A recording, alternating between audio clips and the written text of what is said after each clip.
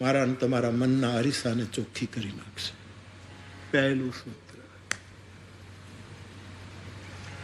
ગુરોરધિતાખિલ વૈદ વિદ્ય. બીજું પિયુષ પાણી. જેનો હાથ આપણને અડે તો ઝેર ન લાગે, અમૃતનો સ્પર્શ થાય. કુંડલીની વગર ક્રિયા કરે જાગૃતિ થવા માટે સ્પર્શ.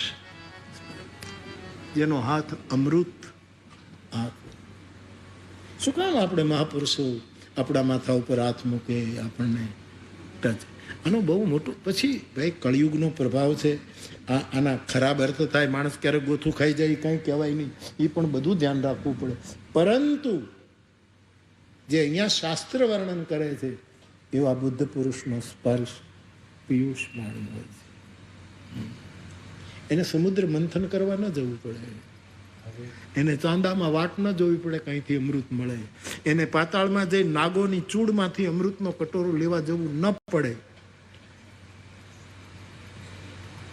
ગુરુએ સ્પષ્ટ કર્યો ને આપણે તો પ્રાચીન ભજનોમાં બાપુ લખ્યું છે.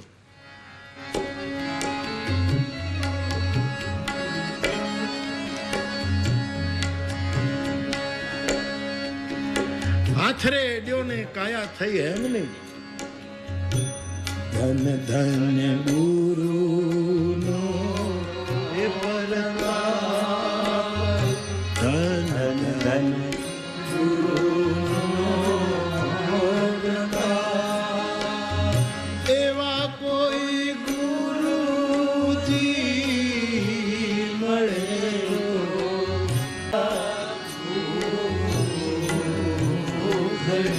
પણ ઊંચી મારા ગુરુજી,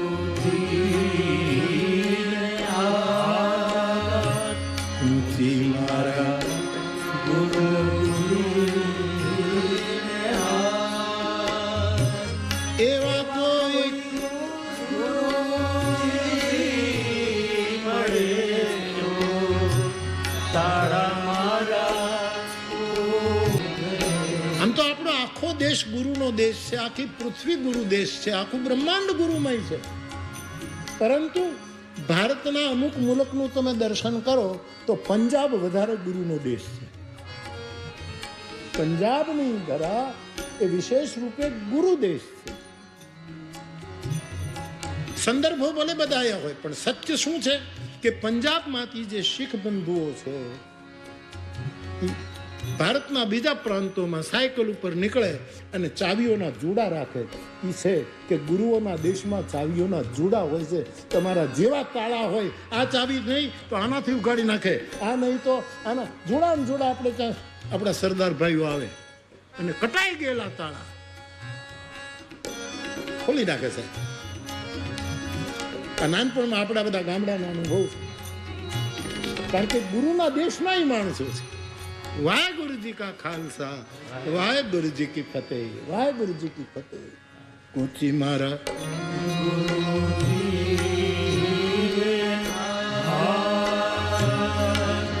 એવી કૂચી રે મળે તાળા મારા.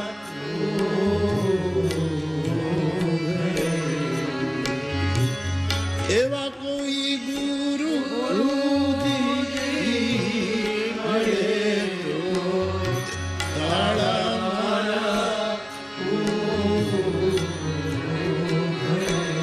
અને સાહેબ કોઈની પ્રતીક્ષા વાંધણી નથી હોતી.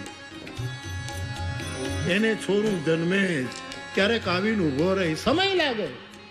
રામાયણ તો એમ કહે જન્મ જન્મ મુનિ અંતરા.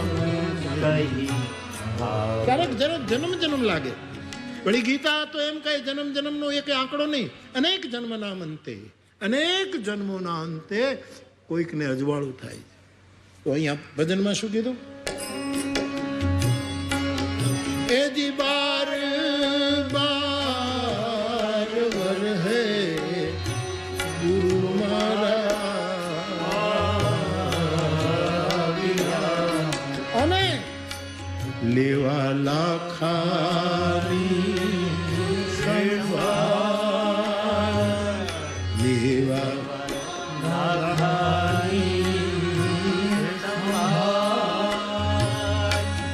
અને હાથ રે અડ્યો ત્યાં કાયા થઈ.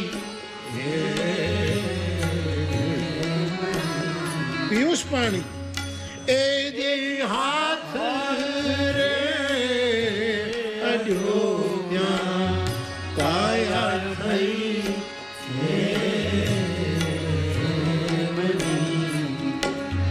ધન્ય ધન્ય ગુરુનો હે પરપ્રાણ, ગુરુનો હે પ્રતાપ. એવા કોઈ ગુરુ મળે તો તાળાના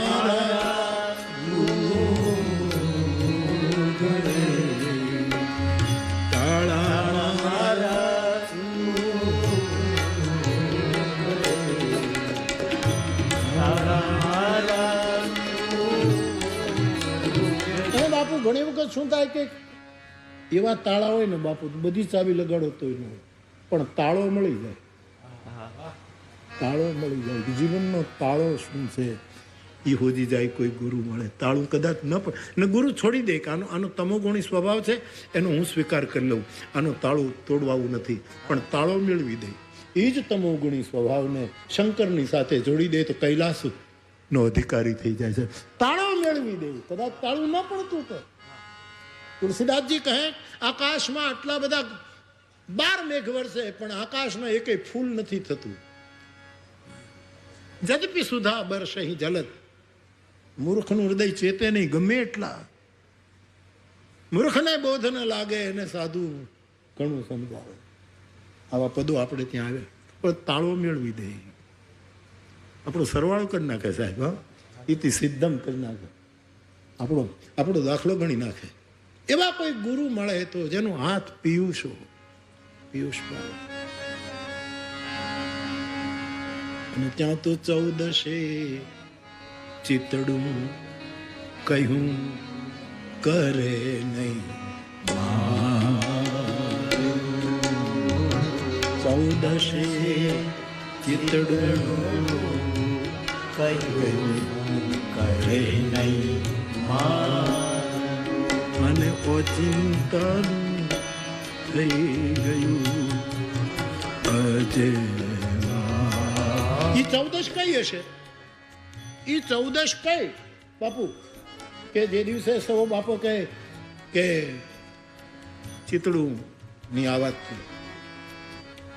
ઈ 14 કારતક વદ 14 નહીં, કારતક સુદ 14 નહીં, માક્ષર સુદ વદ 14 નહીં, પોષ સુદ વદ નહીં, મા સુદ પણ નહીં, માઘ મહિનાની 14 શિવરાત્રી. ઈ 14 ની વાત છે. કોકે તાળું ખોલ નાખ્યું શિવરાત્રી. 14 ચિતડું કહ્યું કરે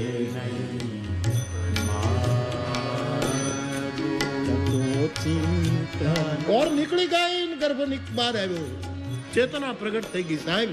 જે ગર્ભ ઓરથી ઢંકાયેલો હતો એ નિરાવરણ થઈ ગયું, અનાવૃત થયું.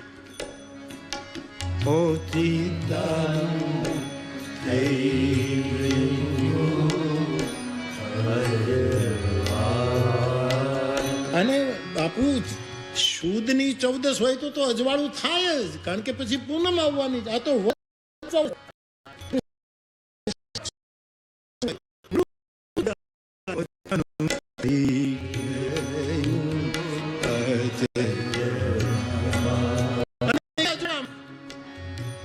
સદગુરુએ તોડ્યું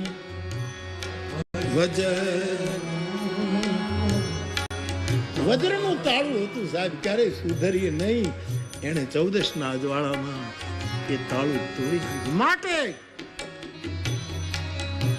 ગગન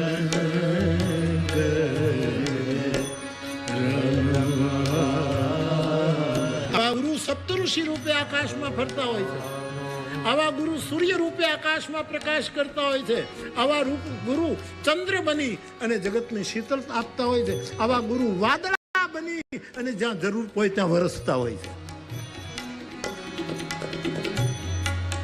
એ ગગન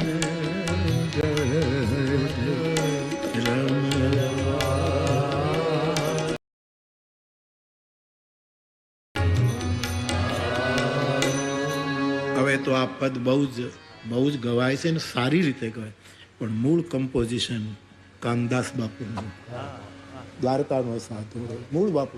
એટલે કે મેં એની પાસેથી પહેલું વર્ષો પહેલાની વાત છે. આખી રાત ભજન ચાલ્યા તલગાજરડામાં, ભાગવત કથા. અને મારો અવેડો જે છે ઢોરને પાણી પીવાનું ત્યાં ચોક પ્લોટ અને મૂળ તલગાજરડાની વચ્ચે ત્યાં સંતવાણીનું. અને 10 વાગ્યાથી કાનદાસ બાપુ બેઠો સવારના 6 વાગ્યા. અને પછી બધા ઉઠતા હતા અને કાનદાસ બાપુ કે બાવાજી એક છેલ્લું ગાઈ લો. મેં કીધું અહીંયા અમારું ઉઠવું છે જ ક્યાં, ગાઈ નાખો બાપ. અને સાહેબ પછી એને આ ગગનગઢમાં રમવા નિવાસી પદને સદા માણો. તમારો મૂળ નિવાસ ક્યાં છે, તમારું મૂળ ઠેકાણું ક્યાં છે, એ પદનો અનુભવ કરો. બાકી તો આખી દુનિયામાં આપણે એનઆરઆઈ છીએ સાહેબ.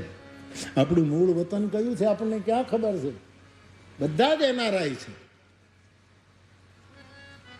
નિવાસી પદમાં સદા માણો ગગનગઢમાં. અને પછી એ અજવાળું મને તો એમ લાગે છે કે એક તિથિએ સાધકને ગુરુની કૃપામાં જુદું જુદું દેખાતું થયું છે, ક્રમશઃ એની સ્થિતિ થઈ છે. અને પછી તો સાહેબ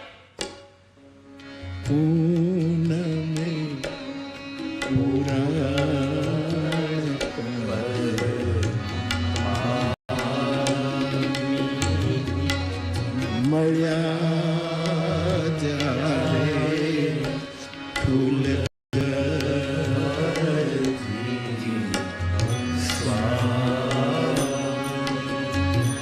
ચરસો શરણ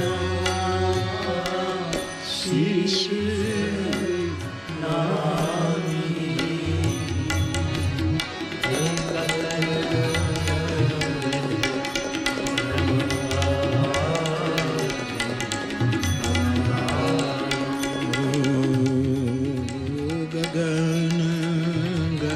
ગુરુ કોઈ દિવસ હાંકડામાં આપણને ન રમાડે, વિશાળતામાં લઈ જાય. તારે આને જ ભજવો, તારે આનું જ નામ લેવાય, બીજું બધું ખોટું છે. આવા ટૂંકમાં આપણને ન રાખી તો આકાશમાં મને વિહાર કરાવે, એનું નામ ગુરુ છે. એવા પિયુષ પાણીની રજ મળે તો મનના અરીસા ચોખ્ખા થાય સાહેબ. તો બીજું સૂત્ર છે પિયુષ પાણી. ત્રીજું સૂત્ર છે કુશલ ક્રિયાસુ. એની બધી જ વિધા આપણા કુશલ માટે હોય. એ મળે તો એ આપણા કુશલ માટે, ન મળે તો એ આપણા કુશલ માટે. આપણી સાથે વાત કરે તો એ કુશલ માટે, વાત ન કરે તો એ કુશલ માટે. બધી જ ક્રિયા એક યોગ કર્મસુ કૌશલમ ગીતાના ન્યાય. એની પ્રત્યેક આપણી સાથેની બધી જ ક્રિયાઓ એમાં એક કુશળ હોય કે મારા આશ્રિતનું કલ્યાણ કેમ થાય. આપણે ગોઠવણ કરી હોય કે નહીં આમ જ અમારી સાથે વાત કરે ને આમ જ બોલે અથવા તો અમે કહીએ એમ કરે, એ આપણા બધા પહેલા છે. એ એવો કુશળ ક્રિયા શું છે, એવા કોઈ સાધુની રજ મળી જાય. આ સાધુ શબ્દ છે ને સાહેબ, ઈશ્વર કરતા પણ ઊંચો શબ્દ છે. બહુ જિમ્મે સાધન સાથે પરમાત્મા કરતા પણ ઉપર કોઈ શબ્દ હોય તો એકમાત્ર સાધુ શબ્દ છે. કારણ કે રામ સ્વયં બોલ્યા છે, મોતે સંત અધિક કરી લેખ. રામચરિતમાનસના સમાપનમાં ચોપાયું, રામ સિંધુ, રામ તો દરિયો છે પણ સાધુ વાદળા છે. દરિયાનું પાણી પીવાતું નથી, એનાથી ખેતી થતી નથી. ખારું પાણી છે, કોઈ ઉપયોગી નથી. પણ રામ દરિયો છે, સમુદ્ર, પણ સાધુ એના વાદળા છે સાહેબ. વરાળ થાય, તપે, અને વાદળા બની અને જ્યાં જ્યાં જરૂર પડે રામ સિંધુ ઘન સજ્જન ધીરા ચંદન તરુ હરિ સંત સમીરા. તો સાધુનો દરજ્જો બહુ મોટો છે. મારી દ્રષ્ટિએ તો સર્વોપરી શબ્દ બ્રહ્મ સાધુ.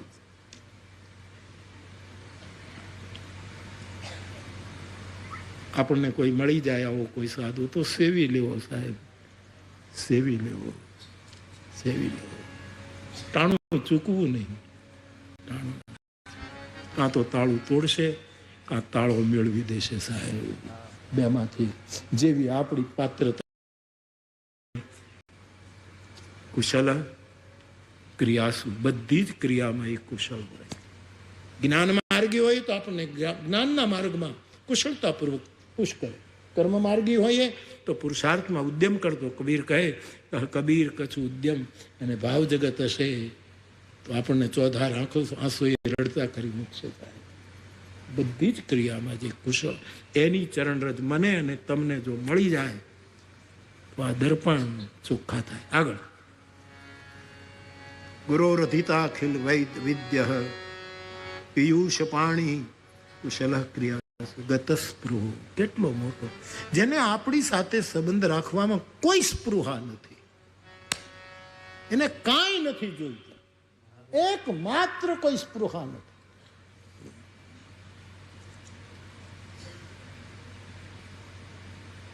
નહીતર માણસ છીએ આપણે, કંઈક ને કંઈક તો ઈચ્છા થાય, કાંઈક ને કાંઈક સ્વાદ જાગે, કામ થઈ જાય, આમ થઈ જાય, આમ થઈ જાય. સમાજની સેવા કરવા માટે સ્પૃહા જાગે કે ભાઈ આટલું ફંડ ભેગું થઈ જાય તો આપણે હોસ્પિટલમાં સેવા કરીએ, ગૌશાળામાં કરીએ. એક વસ્તુ ચોક્કસ, જેને ભજન કરવું છે એ જેટલા ફેલાયા એટલા ફસાયા. એટલા કાં તો સરવાર એટલા આરામ લેવા. રામદાસ બાપુ હું દ્વારકા જાઉં ત્યારે મારા માટે એક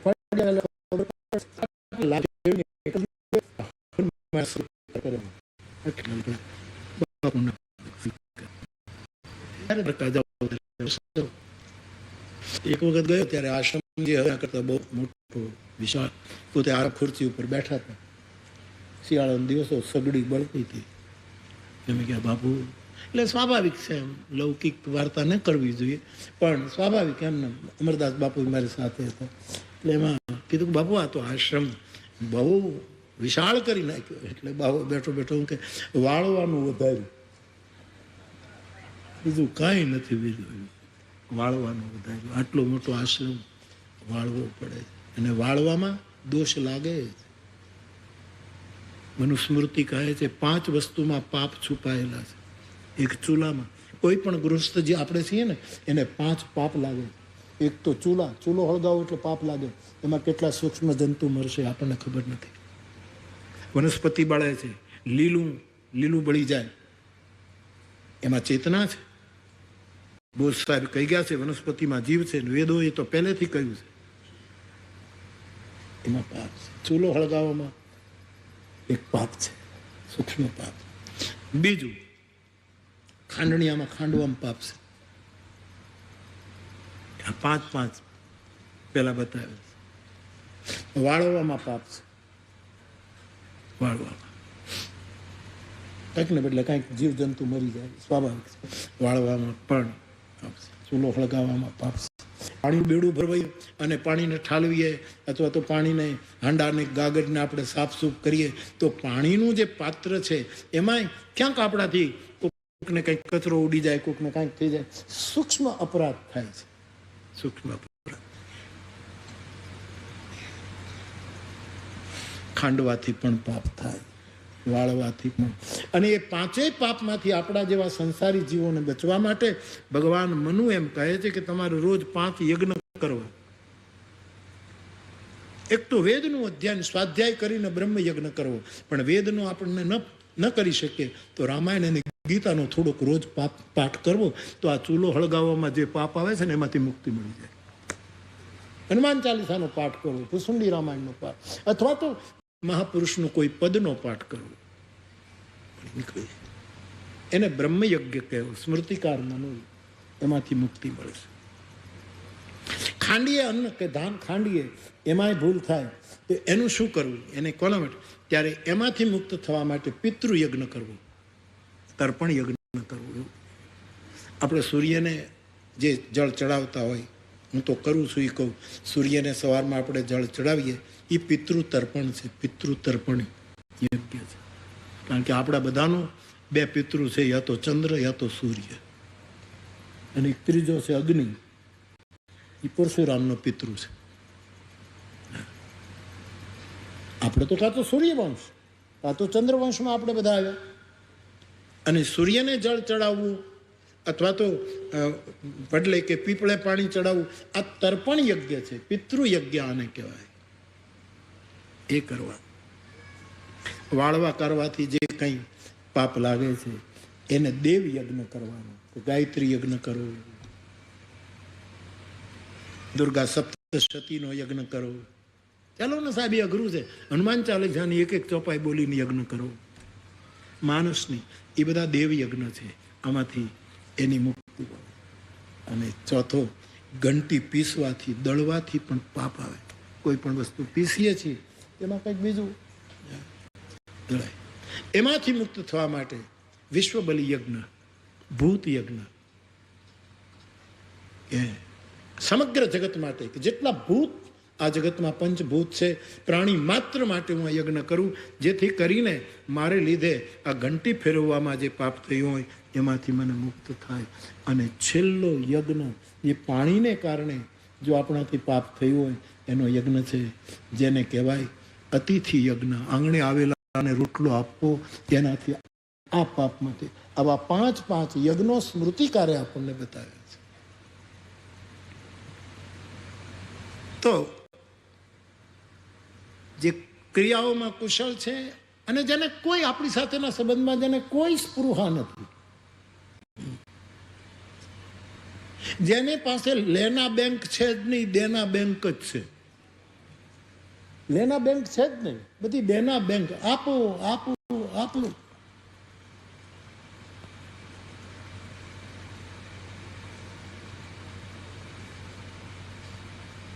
કોઈ સ્પૃહા નથી. ઈશ્વર પાસે પણ જે સ્પૃહા ન રાખે એ જગત પાસે શું કામ સ્પૃહા રાખે?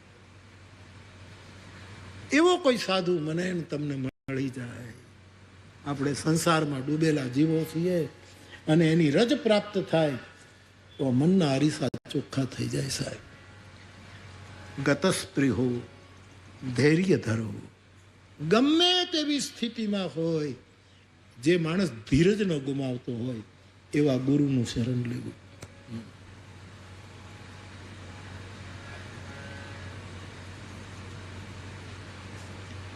મને તમે એવા બુદ્ધ પુરુષને જોતા રહીએ કે આ માણસને ગમે તેટલી મુશ્કેલીઓ પડે પણ ધીરજ ન ગુમાવે. અને મારે હમટિયાળાને પૂછવા જવું પડે.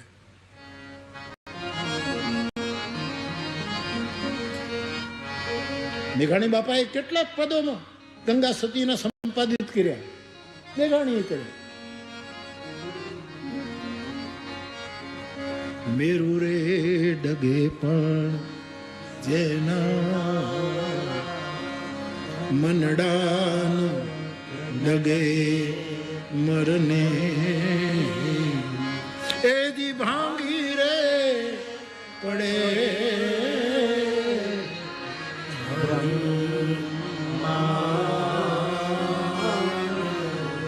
વાતમાં ધીરજ ગુમાવી દેવાય,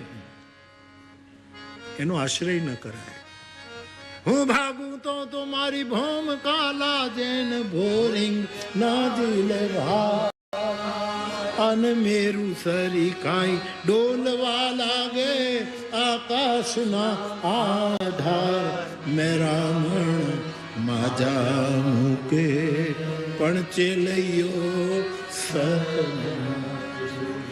એ મેરામણ માજા મૂકે ચેલૈયો સત.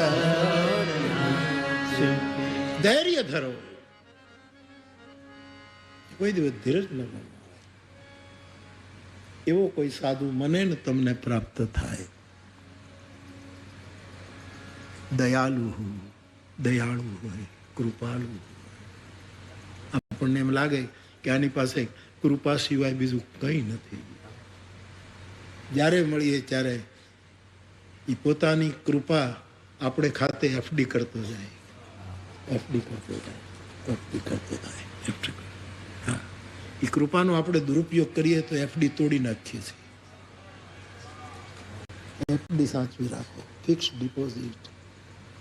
એવી કૃપા કરે, દયાળુ, કૃપાળુ.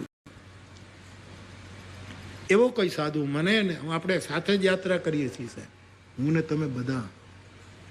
એવો કોઈ તમે આપણે ભજન આવ્યા, એવો સાધુ રે મળે તો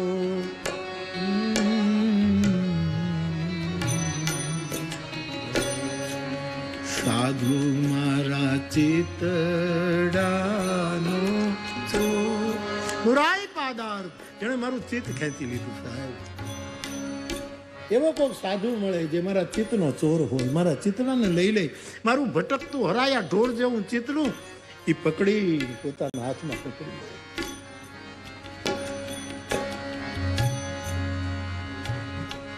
એવો સાધુ જે ધીરજનું શિખર,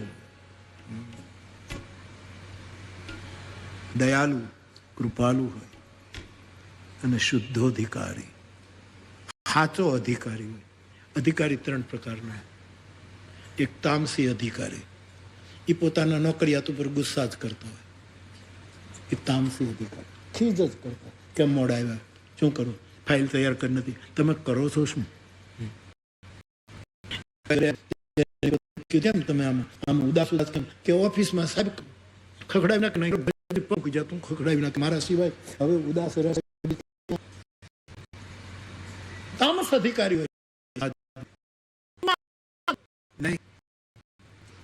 ઘણા રજોગુણી હોય. હા, સમજી જજો. મેં આટલું ખબર ન પડે એમ આપી દો, તમારું કામ થઈ. આ બધા રજોગુણી અધિકારી. તુલસીદાસજીને 450-500 વર્ષ પહેલા લખવું પડ્યું કે ભ્રષ્ટાચાર.